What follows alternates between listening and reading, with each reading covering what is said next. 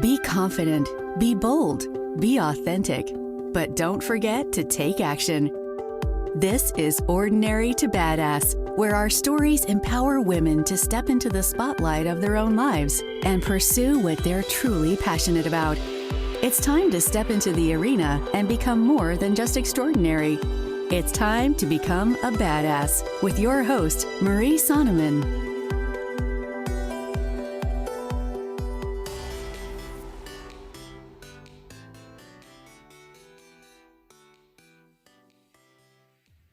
Welcome to Ordinary to Badass, episode number 229. In this episode, you're going to hear from Kara Goodwin.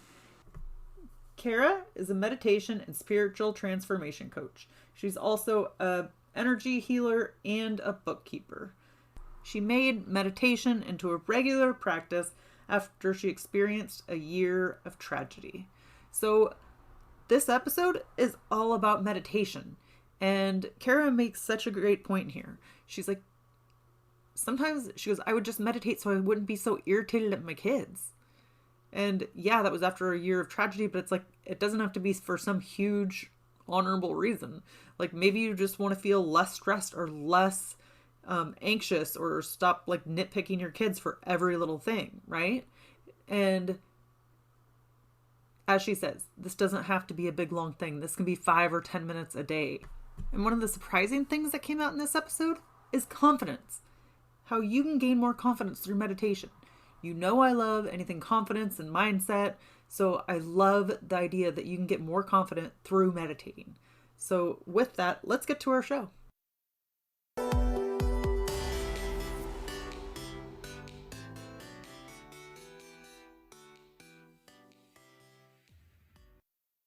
Welcome to Ordinary to Badass. Whether you're ordinary or badass, I'm so glad you're here.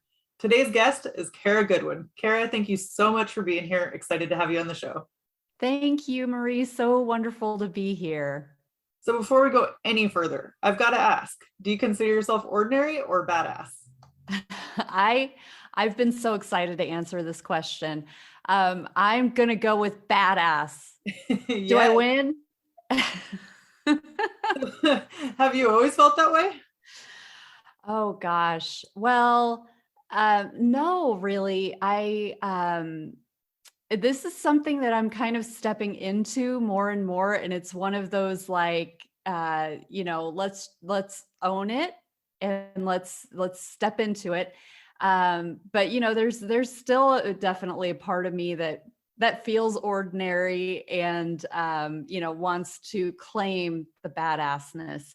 But I think a lot of us are always working with that of wanting to level up, wanting to really step into the fullness of who we are. And part of that is just reaching to what we aspire to be, and going beyond our limitations in that way. So what's one thing that you've done that has made you feel more badass? I think that really stems around my meditation practice. So this is where I focus a lot of my attention is on meditation. And I developed a practice. I started diving into meditation many years ago, kind of out of necessity. A lot of it was out of curiosity because, of course, we have a lot of different ways that we can approach life's struggles. So I had a lot of different things that I could have done, but that was kind of the one that really stuck for trying to make a shift in my life that was really needed at that time. And so really embodying that practice and continuing to explore and to excavate and really take a really honest look at myself and where my shortcomings are, and where, I know that I can do better, and to continue to have, that takes courage, to keep looking, keep trying, keep, failing and trying again. That is where the badassery comes in, I think, because it's those stories where we just, have it made and we don't have any friction and we don't have anything to overcome. We don't really get the opportunity to really see who we are. And if we are made of that good stuff, so I don't know if that answers your question or not, but No, so good. And yeah, I agree. I think some of those hard situations are what gives us kind of the grit and the tenacity to keep on going and really helps us discover who we are. right. Absolutely. So I want to dive into so much about your meditation journey, but first, will you tell us a little bit about yourself? Yes. So I am a meditation coach. I teach some meditation classes and I have some offerings as well.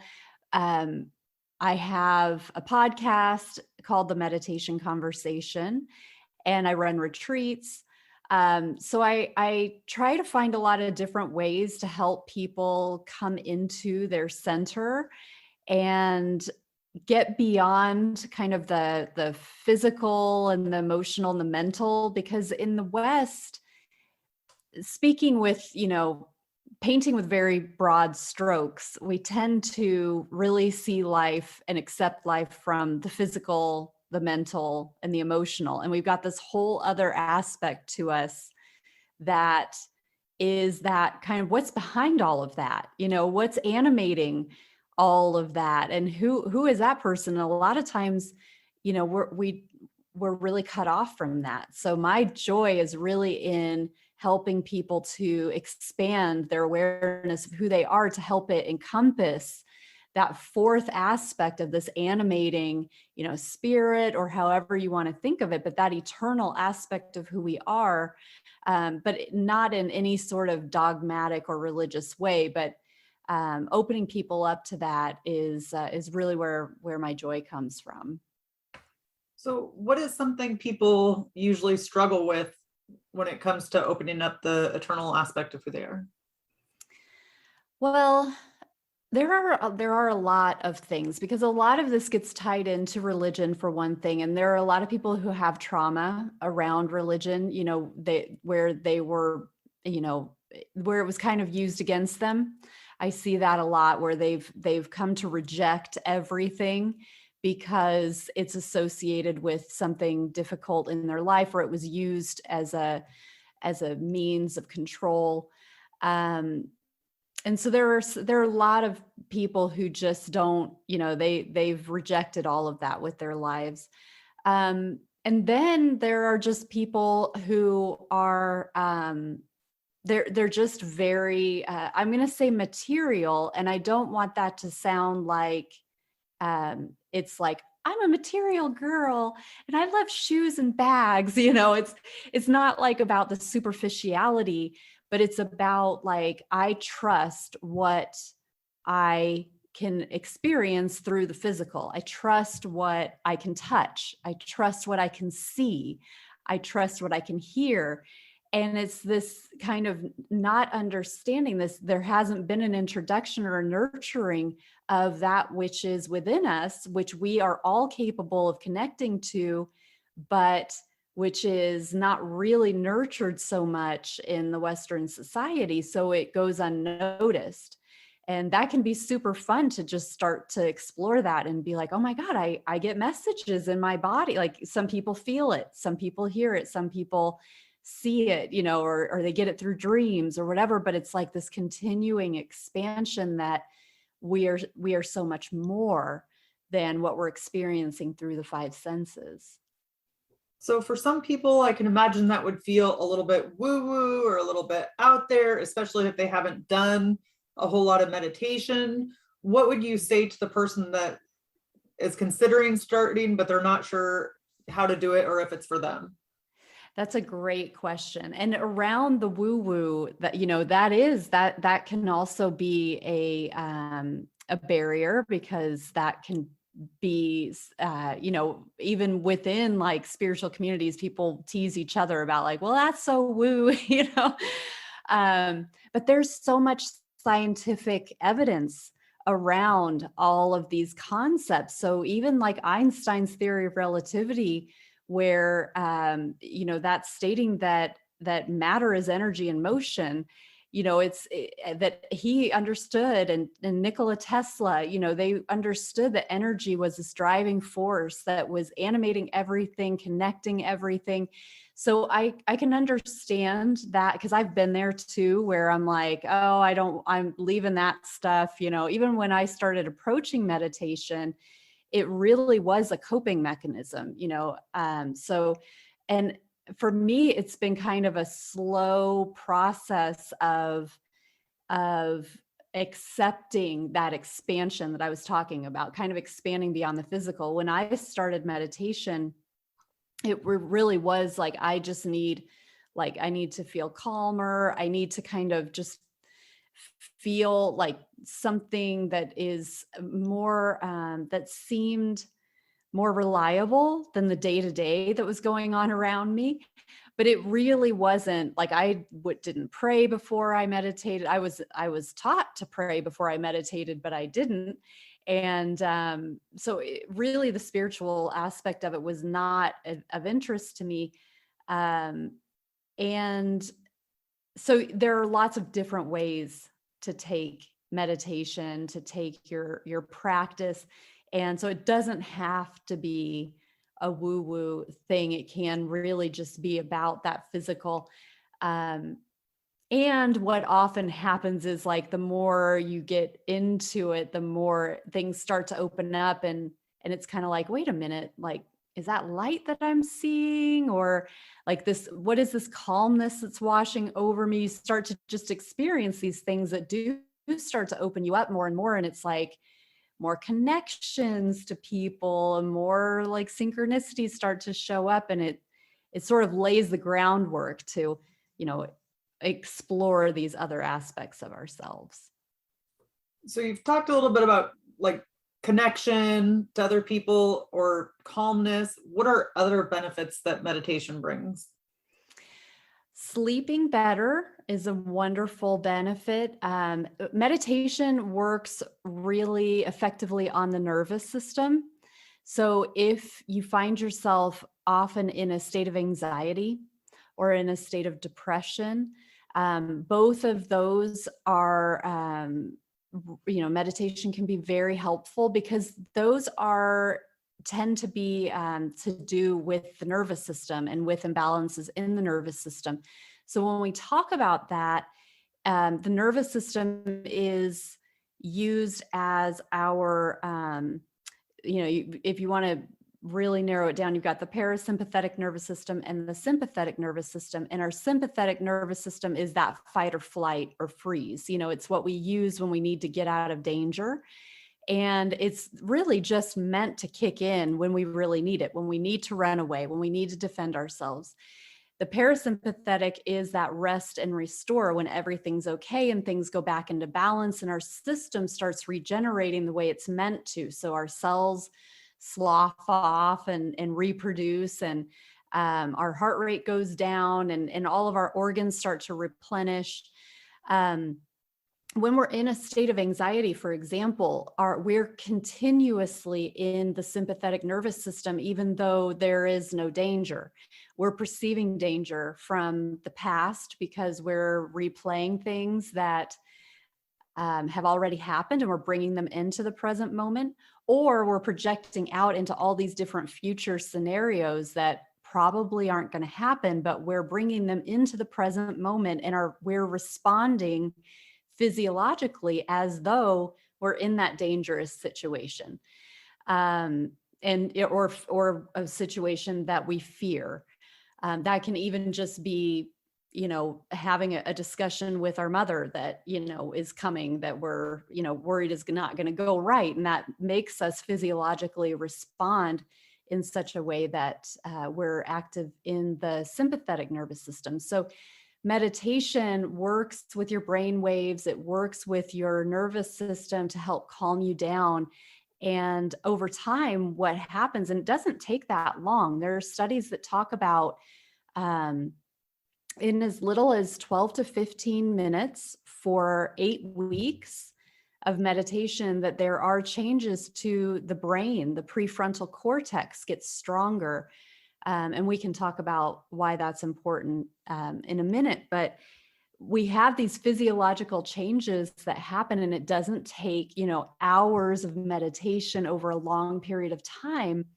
And then that's just, I'm talking about that study from a brain standpoint, but of course there are different effects that happen that you notice fairly rapidly, like space in between being triggered and responding, so that it's not these quick knee-jerk responses.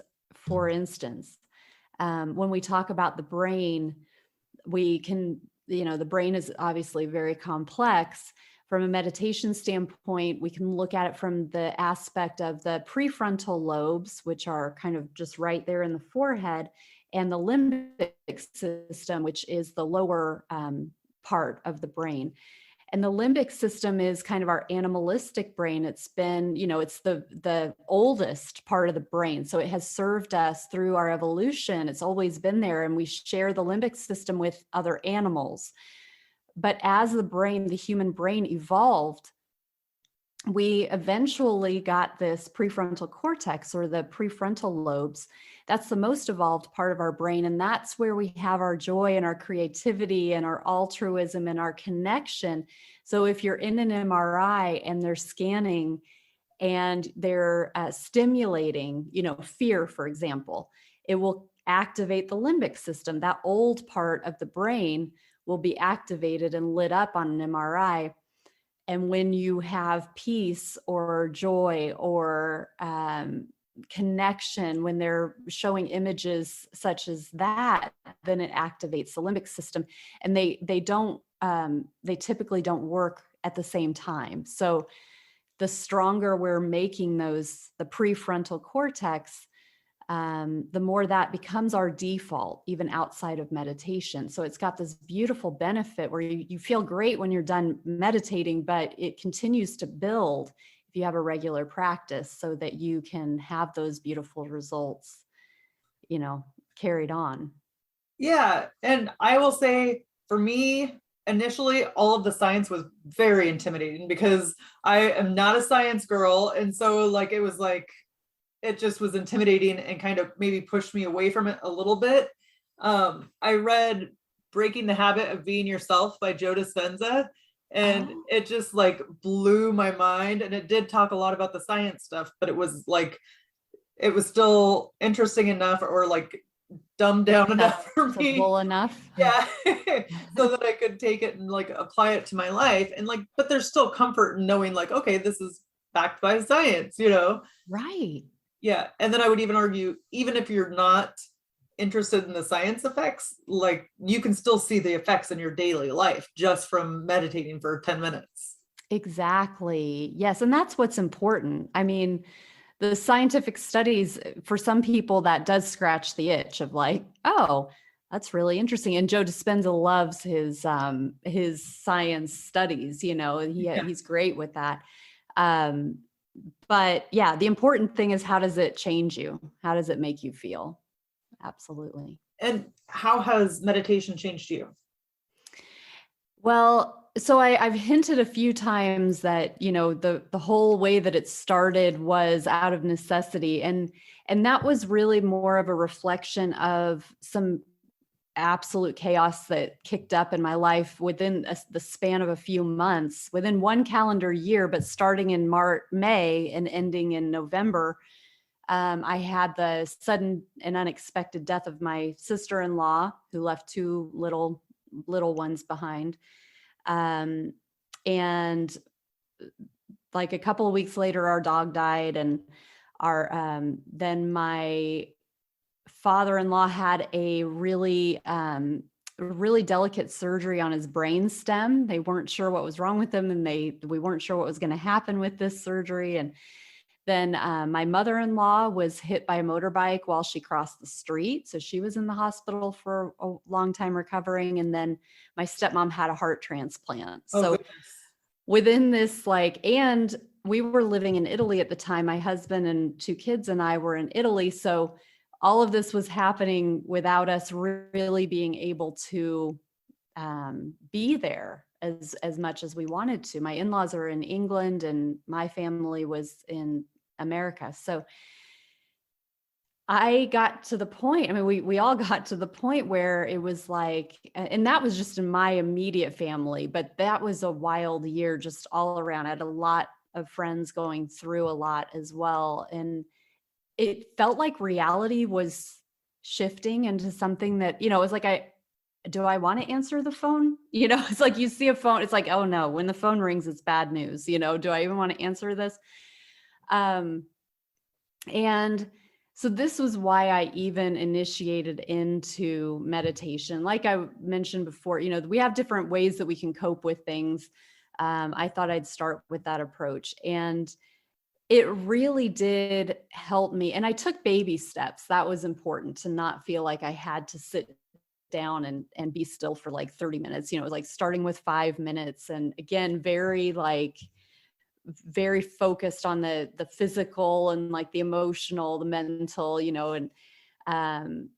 and I really found that it helped me. That response time was probably the first thing that I noticed, that because my kids were young, and so there's a lot of like knee-jerk responses when your kids are like triggering you. And I just found that I wouldn't get triggered as easily, or there'd be more space before I would respond, so I could be more thoughtful about my responses. And I would say that was definitely like the first kind of real benefit that I noticed from it. So I know that you talk about a bit about like the power within us, and how do we hone in on that more? And then also, what are we doing to deny it? Oh, that's great. Well, part of it is just the awareness. So understanding that, and kind of accepting that a lot of the responses that we have, even though it feels like it's coming from us, is a product of our conditioning. So whether that's through our families, the family we grew up with, whatever's being reinforced within whatever family unit we have today, culture, whatever culture we're in and how that reinforces things. That was something, when I have lived abroad, that I found really fascinating, where, I remember distinctly talking with a group of moms when I lived in Italy, and they were talking about different approaches. Like in America, I don't know if they still do this. It's been a long time since I've had babies, but there was something called Cry It Out. Are you familiar with Cry It Out? I've heard of it. Yeah. Okay. So basically like it's sleep training. You're not afraid if your child cries, and you let them cry. The moms that I was talking to in Italy were like, no, you absolutely cannot do that. And it was like, wait, what? I was used to having conversations with Americans where it was like, yeah, cry it out. And not everybody did it, but it was like it wasn't seen as this like really aggressive thing. And then I'm having this conversation with, granted it was a select few people, but, it was like, oh my God, never, you can never do that, and that was pretty consistent in that group. And for me, that was such an interesting thing, because I kind of understood it from a cultural perspective. Like in America, we do tend to value our independence, and it's not within the family. In Italy, it's not so much like that. They're okay if the grown children stay home, for a much longer time than we typically see here.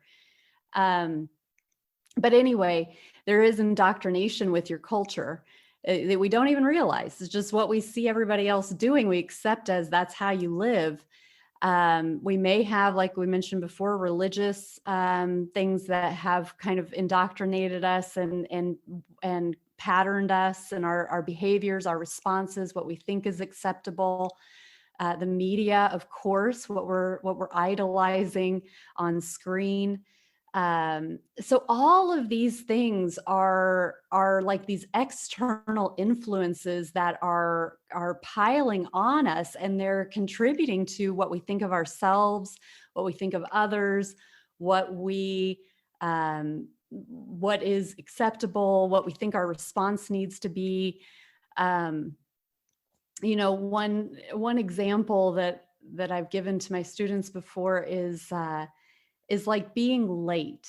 I know that through my family, it was entrenched, you're not late. You're not late. It was important that you're not late. So I just assumed like that was important. And it's only been relatively recently that I'm kind of like, is it important? I mean, you want to respect people, but like, do we need to get upset at our children because they're making us late? Like, is it worth it to go into, to reinforce that within them? How big of a deal is it? Do I need to be deeply offended if somebody is late, when they're meeting with me? All these things that just were the way that I lived, it was like disrespectful if somebody, showed up late.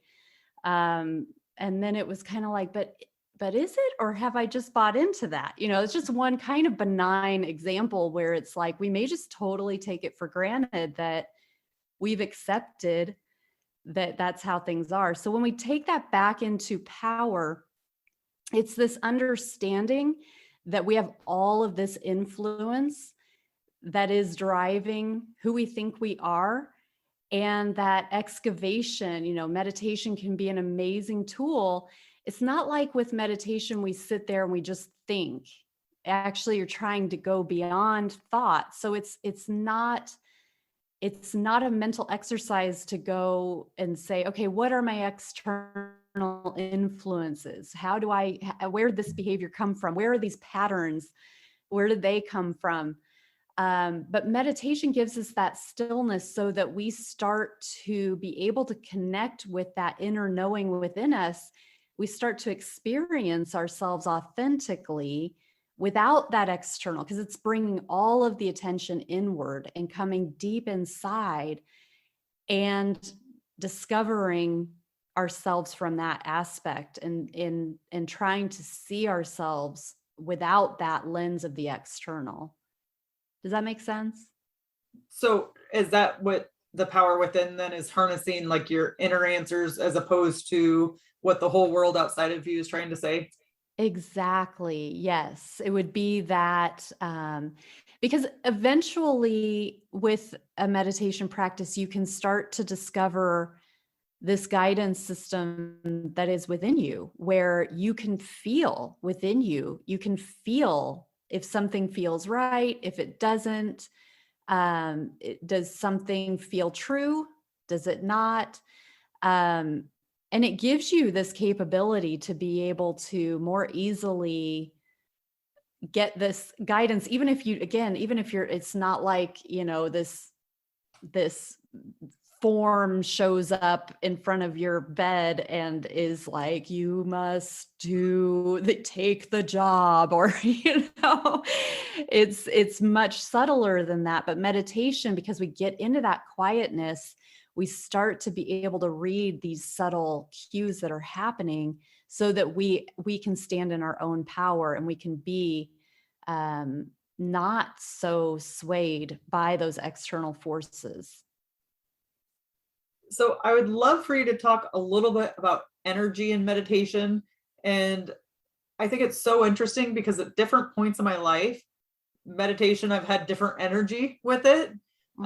Like sometimes like I do have like these big takeaways or these big aha moments. And when I was new at it, it seemed like they were more often almost. And then now I'm doing like a 1 hour a day for 90 days challenge to meditate for an hour every day.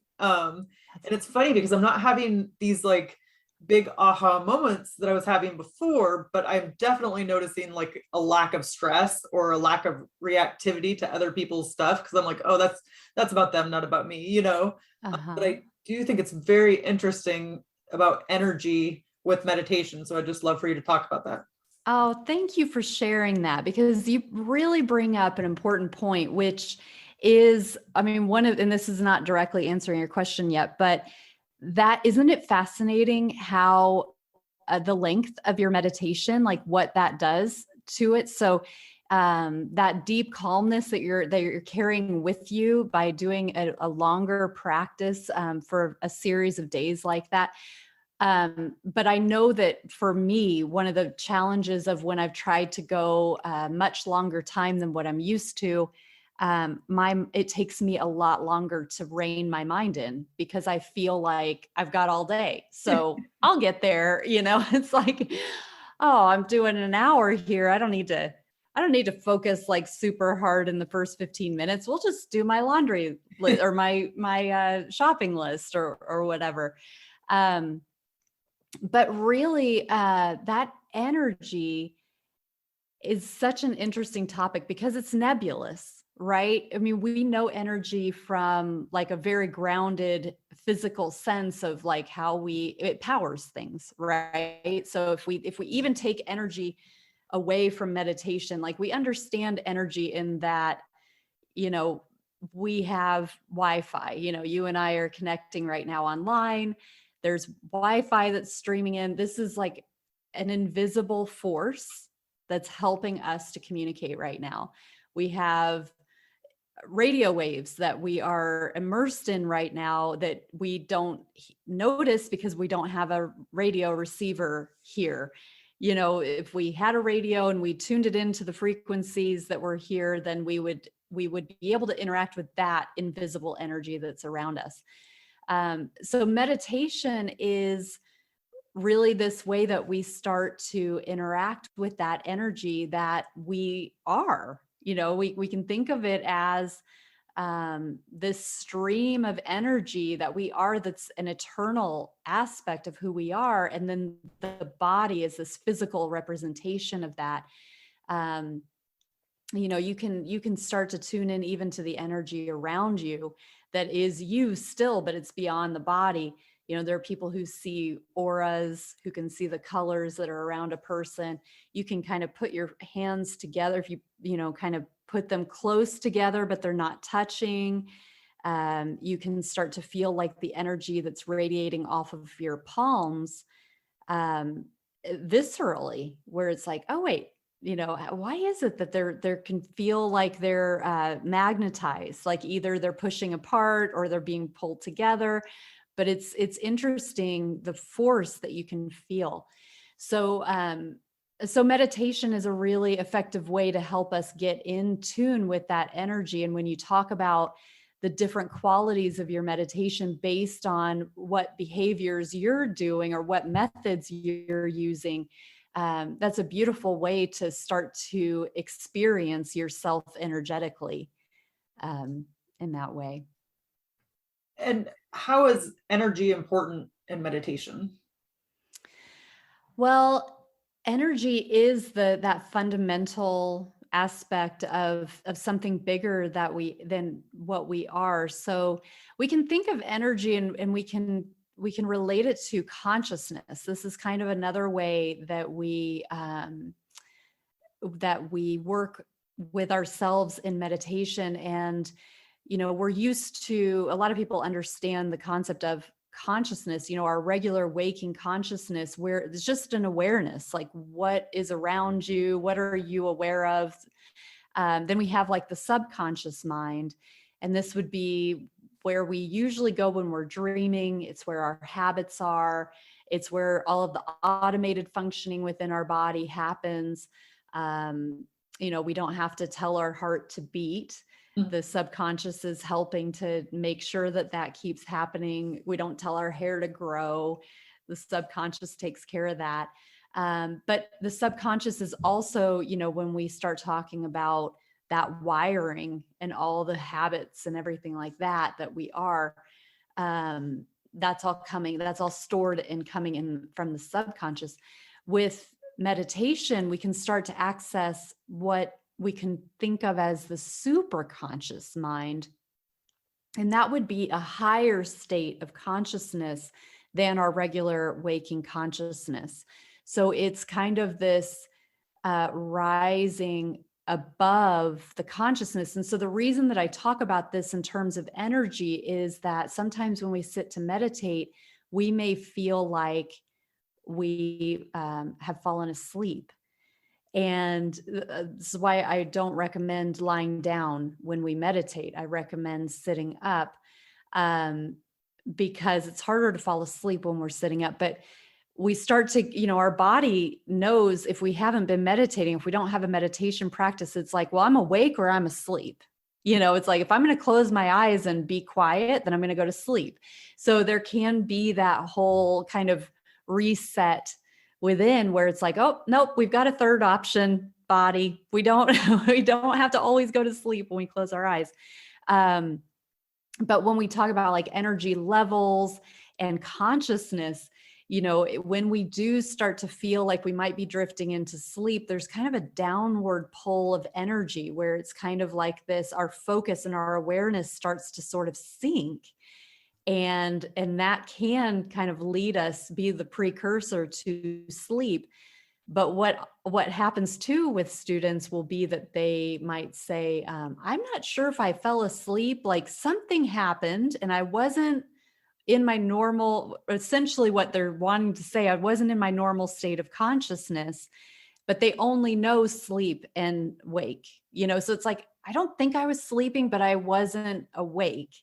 And it's like, oh, there are other states of consciousness. So you're starting to unlock these other higher states of consciousness, but you don't even know that you might have access to that.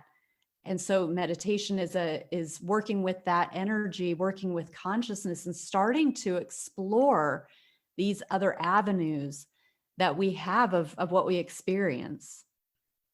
So can we control our subconscious or control it on any level, like what we're thinking subconsciously? That is such a wonderful question. And that's another thing that that meditation is great for.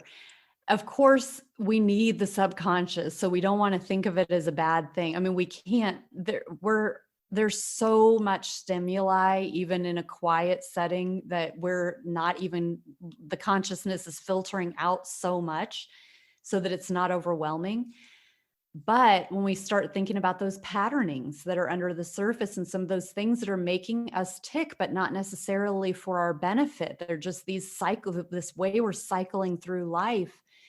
I think of it like, those pictures of the icebergs, and you can like see what's below the water level and what's above. And then underneath the surface of the water is like this enormous mass of ice compared to what's above the surface.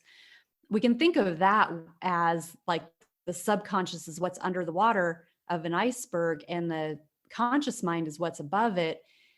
And I think of it as like with meditation, the more we are using meditation, the more we are coming into awareness of these habits that we have and these thought patterns that we have, and we work with them to catch ourselves.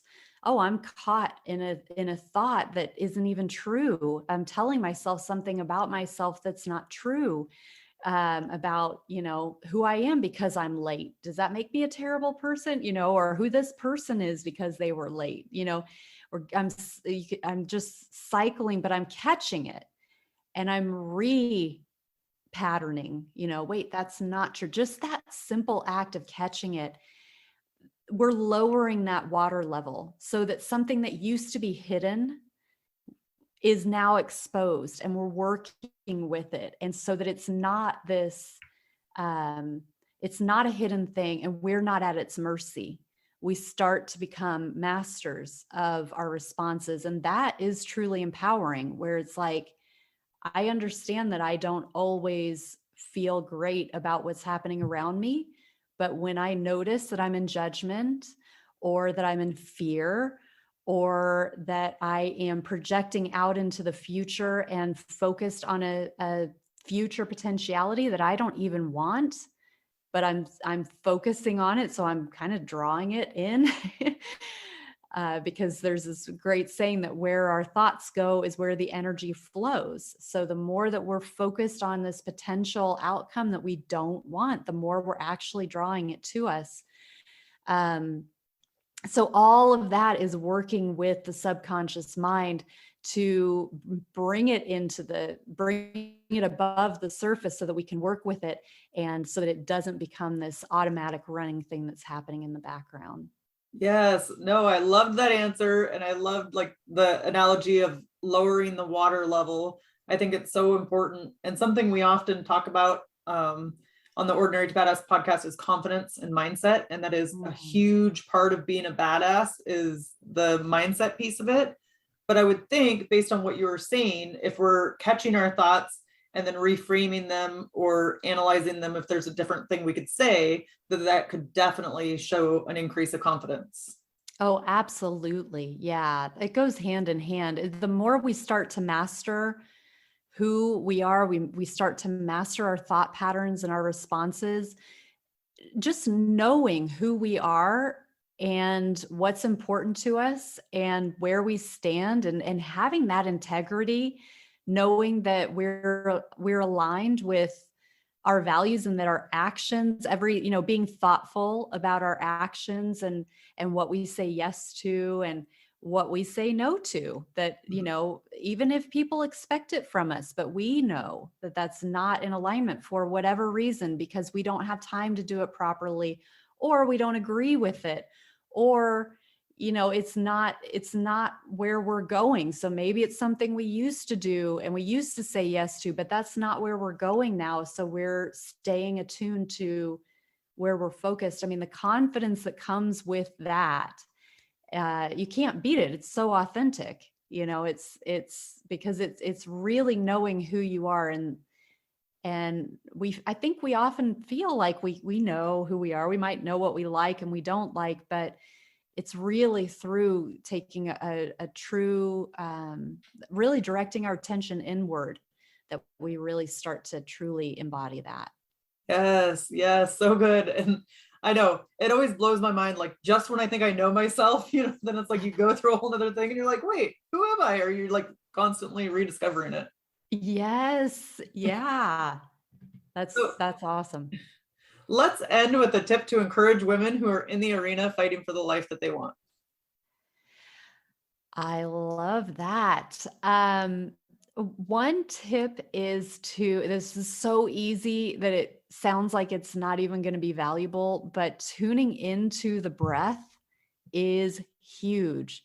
So we talked about the parasympathetic and the sympathetic nervous system. The breath is really closely tied with that. So you have this instant access point to change your physiology and to change your response is in terms of the physiological response. So when you find yourself in a state of uncertainty or fear, or where you're not feeling up to something, or you're not feeling confident, really just first of all noticing that you're feeling that way, because how often do we run that runs away and it's running the whole show and we don't even recognize, like, why? Oh, I don't feel like I know what I'm doing right now. But really taking just a moment to take a few deep breaths really down into the tummy. You can even feel like you're filling your hips with the breath, and just taking a nice big inhale, exhale. Do that a few times, and it kicks in your parasympathetic nervous system and it resets your whole being. So again, like, we all have access to this. We can do it at a moment's notice. But really just adding that in as needed can really be so beneficial. So good. And Kara, I'd like to know how we can connect with you. And then also, I think you have a meditation to share. Yeah. So I have my website. It's karagoodwin.com. Kara is with a K. And on that website, there is, I think you just scroll down a tiny bit and then you can sign up to receive a free guided meditation, which is like 10 minutes long. And it's really powerful. It's really calming. It will get your nervous system reset. So that's totally free. I have some other offerings out there as far as if people want to learn how to meditate. I have a meditation immersion course, which is a 21-day program where you can learn at your self-paced, self-guided. And I have a community in there where we meet regularly online. And I just released a retreat today, like within the last couple of hours, that's out there now too. So lots of different ways to help you dive into this world of meditation pretty gently. Kara, thank you so much. You've been a total badass, and I've enjoyed hearing your story. Oh, thanks so much, Marie, for having me on. What a joy to connect with you today. And with that, we'll end our show. To all the badass women out there staying in the arena, wherever you are, whatever you're doing, own it and get after it.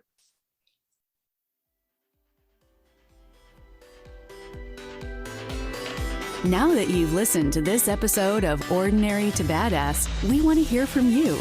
Go to our website, ordinarytobadass.com/podcast, and submit your own experience on how you took your life from ordinary to badass, and get the chance to be on a future spotlight episode of the show. That's ordinarytobadass.com/podcast. While you're waiting for the next episode of the show, wipe off the sweat, dust off the dirt, and get back in the arena.